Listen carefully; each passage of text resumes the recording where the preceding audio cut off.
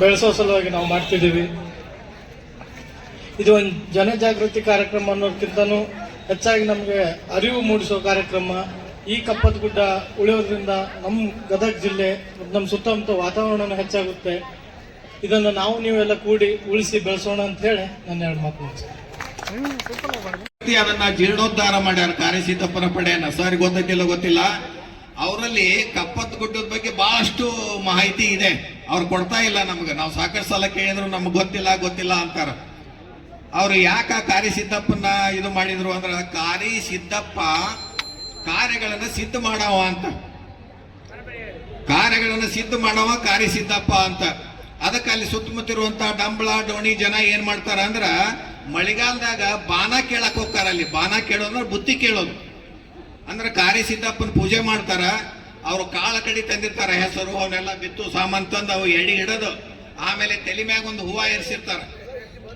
ಆ ಹೂವ ಬಲಕ್ ಬಿತ್ತು ಅಂದ್ರ ಕಾರ್ಯಸಿದ್ದಪ್ಪ ನಮ್ಗೆ ಈ ಸತೆ ಬಾನ ಕೊಟ್ಟ, ಮಳಿ ಚೆನ್ನಾಗಿ ಬರ್ತಿತ್ತು ಅಂತ ಖುಷಿಯಿಂದ ಹೋಗ್ತಿದ್ರು ಅವರು. ನಾವೊಮ್ಮೆ ಭೇಟಿ ಕೊಟ್ಟಾಗ, ಸರ್ ನಾವು ಭೇಟಿ ಕೊಟ್ಟಾಗ ಡೋಣಿ ಗ್ರಾಮ ಜನ ಬಂದಿದ್ರು. ಅಲ್ಲಿ ನೀವು ಏನ್ ಮಾಡ್ತೀರಿ ಅಂತ ನಾವು ಕೇಳ್ಕೊತ ಹೋದಾಗ ಅವ್ರು ಹೇಳಿದ್ರು, ಅವರು ತಲೆ ಮ್ಯಾಗಿನ ಹೂವ ಈ ಕಡೆನೂ ಬೀಳಿಲ್ಲ ಈ ಕಡೆನೂ ಬೀಳಿಲ್ಲ. ಆ ಡೋಣಿ ಜನ ಏನಂತಿದ್ರು ಅಂದ್ರ, ಕಾರ್ಯಸಿದ್ದಪ್ಪ ನೀ ಪಾರ್ಶಾಲಿಟಿ ಮಾಡ್ತಿ. ಅವರು ಶಬ್ದಗಳನ್ನ ನಾ ಹೇಳಂಗಿಲ್ಲ, ಅವ್ರು ಬೇದಿದ್ ದೇವ್ರಿಗೆ ಬೇಯ್ತಿದ್ರು. ಅವ್ರು ನೀ ಪಾರ್ಶಾಲಿಟಿ ಮಾಡ್ತಿ. ಮೊನ್ನೆ ಡೋಣಿ ಗ್ರಾಮದವ್ರು ಬಂದಾಗ ಅವ್ರಿಗೆ ಬಲಕ್ ಹೂವ ಕೊಟ್ಟು ಸರಿಯಾಗಿ ಬಾನ ಬುತ್ತಿ ಕೊಟ್ಟಿ, ನಾವು ಡೋಣಿ ಗ್ರಾಮದವ್ರಿಗೆ ನೀವೇನು ಕೊಡ್ಲಿಲ್ಲಲ್ಲ ಅಂತ ಹೇಳಿದಾಗ, ಅದೇನು ಬೈ ಚಾನ್ಸೋ ಏನೋ ಎಡಕ್ ಬಿತ್ತದು ಹೂವ. ಎಡಕ್ ಬಿದ್ದಾಗ ಅವರು ಮತ್ತೆ ಬೇಯಲಿಲ್ಲ, ಅಗ್ದಿ ಸಂತೋಷದಿಂದ ಹೋದ್ರು. ಆಯ್ತು ನಿನ್ನ ಆಶೀರ್ವಾದ ಅಂದ್ರು. ಎಡಕ್ ಬಿದ್ದೈತಿ ಅಂದ್ರೆ ಸರಿಯಾಗಿ ಮಳೆ ಇಲ್ಲ ಬೆಳೆ ಇಲ್ಲ ಅಂತಾನೆ ತಿಳ್ಕೊತೇವು, ನಿನ್ನ ಆಶೀರ್ವಾದ ಅಂತೇಳಿ ಹೋದ್ರು ಅಂತ. ಇಂಥ ಘಟನೆಗಳ ಸಮೂಹ ಈ ಕಪ್ಪತ್ ಗುಡ್ಡ ಅಂತ ಹೇಳಿ. ಅದಕ್ಕೆ ನಾವು ಕಪ್ಪತ್ ಗುಡ್ಡದ ಬಗ್ಗೆ ಬಹಳಷ್ಟು ಪ್ರೀತಿ ಹುಟ್ಟಿಸ್ಕೋಬೇಕು, ಪ್ರೀತಿ ಬೆಳೆಸಬೇಕು. ಪರ್ಟಿಕ್ಯುಲರ್ ಆಗಿ ಜನಪ್ರತಿನಿಧಿಗಳಿಗೆ ಪ್ರೀತಿ ಬರಬೇಕದು. ಜನಪ್ರತಿನಿಧಿಗಳು ಪ್ರೀತಿಯನ್ನ ಹುಟ್ಟಿಸ್ಕೋಬೇಕು ಕಪ್ಪತ್ ಗುಡ್ಡದ ಬಗ್ಗೆ. ವಿಧಾನಸಭೆಯಲ್ಲಿ ಕಪ್ಪತ್ ಗುಡ್ಡದ ಬಗ್ಗೆ ಧ್ವನಿ ಎತ್ತಬೇಕು. ಉತ್ತರ ಕರ್ನಾಟಕದ ಸಹ್ಯಾದ್ರಿ ಕಪ್ಪತ್ ಗುಡ್ಡಕ್ಕ ನಿರ್ಲಕ್ಷ್ಯ ಆಗ್ತಿದೆ, ಬಹಳಷ್ಟು ನಿರ್ಲಕ್ಷ್ಯ. ಅದ ಬೇರೆ ಕಡೆ ಇತ್ತು ಅಂದ್ರೆ ಅದ್ರ ಬಗ್ಗೆ ಧ್ವನಿ ಎತ್ತಾರೆ, ಇದ್ರ ಬಗ್ಗೆ ಧ್ವನಿ ಎತ್ತದೇ ಇಲ್ಲ. ಇದನ್ನ ಬಹಳಷ್ಟು ಸಂರಕ್ಷಣೆ ಮಾಡ್ಕೊಂತ ಹೋದ್ರ ಕಪ್ಪತ್ ಗುಡ್ಡ ಬಹಳಷ್ಟು ಚೆನ್ನಾಗಿ ಬೆಳೀತೈತಿ. ದಯವಿಟ್ಟು ಬೆಂಕಿ ಹಚ್ಚೋದು ನಿಲ್ಲಿಸ್ಬೇಕು ಅಂತ ನಾನು. ಈಗ ಡಿಸೆಂಬರ್ ಮುಗೀತು, ಇನ್ ಚಲವಕ್ಕೈತಿ. ದಯವಿಟ್ಟು ಅರಣ್ಯ ಇಲ್ಲ ಬಹಳ ಅಲರ್ಟ್ ಆಗ್ತಾರ ಅವರು. ಈ ಕುರಿಗಾರನ ಎಲ್ಲರನ್ನು ನಾವು ಸಮಾಧಾನ ಮಾಡಿದ್ದು ಅದೇ ಉದ್ದೇಶ. ಅಂದ್ರೆ ಎಲ್ಲಾರ ಬೆಂಕಿ ಬಿತ್ತು ಅಂದ್ರೆ ನಮಗ್ ತಿಳಿಸ್ಲಿ ಅಂತ ಹೇಳಿ ಅವ್ರ ಜೊತೆ ನಾವು ಕೊಡಬೇಕು. ಬರೀ ಅರಣ್ಯ ಇಲಾಖೆಯವ್ರ ಕೆಲಸ ಅಲ್ಲ ಇದು. ಶಾಸಕರು ಮತ್ತು ಅರಣ್ಯಾಧಿಕಾರಿಗಳು ಮಂಜುನಾಥ್ ಮೇಗಳಮನೆಯವರು ಒಳ್ಳೆಯ ಮಾತುಗಳನ್ನು ಆಡಿದ್ದಾರೆ. ಮತ್ತು ಡೋಣಿಯ ಈ ಡೊಳ್ಳಿನ ಮೇಳದವರು ಬಹಳ ಒಳ್ಳೆಯ ಇದರಿಂದ ಎಲ್ಲ ತಿಳಿಯುವಂತೆ ನಮ್ಮ ಡೊಳ್ಳಿನ ಪದದಲ್ಲಿ ಕಪ್ಪತ್ತು ಗುಡ್ಡಕ್ಕೆ ಬೆಂಕಿ ಹಚ್ಚಬೇಡ್ರಿ, ಅದು ನಮಗೆ ಎಷ್ಟು ಉಪಯೋಗ ಅನ್ನುವಂಥ ಮಾತುಗಳನ್ನು ಕೂಡ ತಿಳಿಸಿದರು. ನಿಜವಾಗಲೂ ಕೂಡ ಶರಣರು ಕೂಡ ಹೇಳ್ತಾರೆ, ಎನಗಾಗಿ ಮತ್ತೊಂದು ತರುಮರಾದಿಗಳಿದ್ದಿಲ್ಲವೇ ಅಂತ ಹೇಳಿ ಅವರು ಉದ್ಗಾರ ತೆಗಿತಾರೆ. ತರುಮರಗಳು ಎಷ್ಟು ಉಪಕಾರ ಮಾಡ್ತವೆ ಮನುಷ್ಯನಿಗೆ ಅನ್ನತಕ್ಕಂಥ ದೃಷ್ಟಿಯಿಂದ.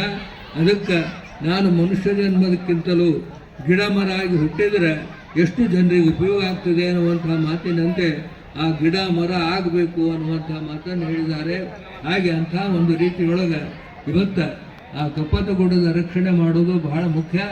ನಮ್ಮ ಜಗದ್ ಋಣದಾನ ಮಹಾಶಿವಗಳವರು ಆ ರೀತಿಯಲ್ಲಿ ಈ ಮರಗಳನ್ನು ಬೆಳೆಸುವುದಕ್ಕೆ ಮರಗಳನ್ನು ಕಡಿಬಾರದು ಅನ್ನುವಂತಹ ಸಂದೇಶವನ್ನು ಕೂಡ ಪೂಜ್ಯರು ನೀಡಿದಂತಹ ಒಂದು ಚರಿತ್ರೆಯನ್ನು ನಾವು ಹೇಳ್ತಿದ್ದೀವಿ. ಹಾಗೆ ಆ ರೀತಿಯಲ್ಲಿ ಕಪ್ಪತ್ತು ಗುಡ್ಡದಲ್ಲಿ ಅವರು ಅನುಷ್ಠಾನ ಮಾಡಿದಂತಹ ಜಾಗನೂ ಕೂಡ ಇದೆ. ಅಲ್ಲಿ ಅದು ಅನ್ನದಾನೇಶ್ವರ ಗವಿ ಅಂತ ಹೇಳಿ ಹೇಳ್ತಿದ್ರು ಅನ್ನುವಂಥ ಮಾತನ್ನು ನಾವು ಇದಕ್ಕೆ ಹೋದಾಗ ಮಲ್ಲಯ್ಯ ಕಪ್ಪದ ಮಲ್ಲಯ್ಯನ ದೇವಸ್ಥಾನಕ್ಕೆ ಹೋದಾಗ ಅಲ್ಲೇ ಮುಂದೆ ತೋರಿಸಿದ್ರು ಈ ಯೋಗಿಗಳ ಗವಿ ಅಂತ ಹೇಳಿ ಹೇಳ್ತಕ್ಕಂಥದ್ದು. ಮತ್ತು ಅಲ್ಲಿರ್ತಕ್ಕಂಥ ಗಂಗಿ ಬಾವಿ ನೀರು ಅದು ಹೋಗೋದಿಲ್ಲ. ಯಾಕಂತಂದ್ರೆ ಒಬ್ಬ ವಿಜ್ಞಾನಿ ಬಂದಿದ್ರು, ಅವ್ರು ಹೇಳಿದ್ರು ಏನಂತಂದ್ರೆ ಮಹಾತ್ಮರ ಪಾದಸ್ಪರ್ಶದಲ್ಲಿ ಆಗಿರೋದ್ರಿಂದ ಆ ಬಾವಿಯಲ್ಲಿರ್ತಕ್ಕಂಥ ನೀರು ಬತ್ತೋದಿಲ್ಲ ಅನ್ನುವಂಥ ಸಂದೇಶವನ್ನು ಕೇಳಿದಾಗ ನಿಜವಾಗಲೂ ಅದು ಸತ್ಯವಾದಂಥದ್ದು, ಮಹಾತ್ಮರ ಶಕ್ತಿ ಅಂತಹದ್ದು ಇರ್ತದೆ. ಆ ದೃಷ್ಟಿಯಿಂದ ಇವತ್ತೆಲ್ಲ ಮಕ್ಕಳು ನೀವು ಕೂಡ ಗಮನಿಸಬೇಕು. ಯಾವುದೇ ಗಿಡ ಮರ ಚೂಟುವುದು ಮುರಿಯುವುದು ಹರಿದು ಇದನ್ನೆಲ್ಲ ಮಾಡಬಾರ್ದು, ಹಚ್ಚಿ ಬೆಳೆಸ್ಬೇಕು.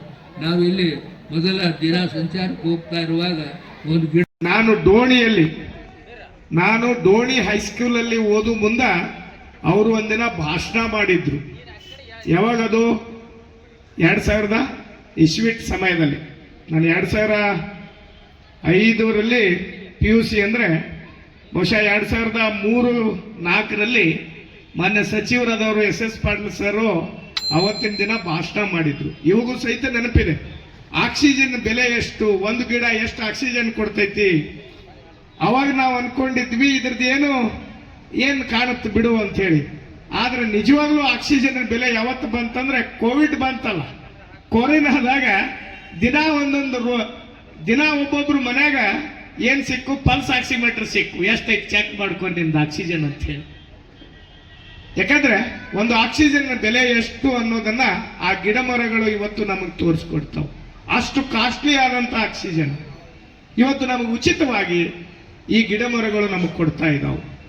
ಅವತ್ತು ನಾವು ಹೆಂಗ್ ಬೆನ್ನತ್ತಿದ್ವಿ ನೋಡ್ರಿ, ಲಕ್ಷಾನುಗಟ್ಟಲೆ ಹಿಡ್ಕೊಂಡು ಬೆನ್ನತ್ತಿದ್ವಿ. ಕೋವಿಡ್ ಬಂದಾಗ ನಮಗೊಂದು ಆಕ್ಸಿಜನ್ ಸಿಲಿಂಡರ್ ಕೊಡ್ರಿ, ನಮಗೆ ಆಕ್ಸಿಜನ್ ಕಾನ್ಸಂಟ್ರೇಷನ್ ಕೊಡಿಸ್ರಿ ಅಂತೇಳಿ ಅವತ್ತು ಬೆನ್ನತ್ತಿದ್ವಿ. ಆದ್ರೆ ಇಷ್ಟು ವರ್ಷದಿಂದ ಈ ಗಿಡ ಮರಗಳು ನಮಗೆ ಆಕ್ಸಿಜನ್ ಕೊಡ್ತಾ ಇದಾವೆ. ಯಾವತ್ತರ ಒಂದು ದಿನ ನಾವು ಗಿಡಕ್ಕೆ ನಮಸ್ಕಾರ ಮಾಡಿವೇನು? ಯಾಕಂದ್ರೆ ಫ್ರೀ ಸಿಗುತ್ತೆ. ಯಾವುದರ ವಸ್ತುಗೆ ದುಡ್ಡಿಂದ.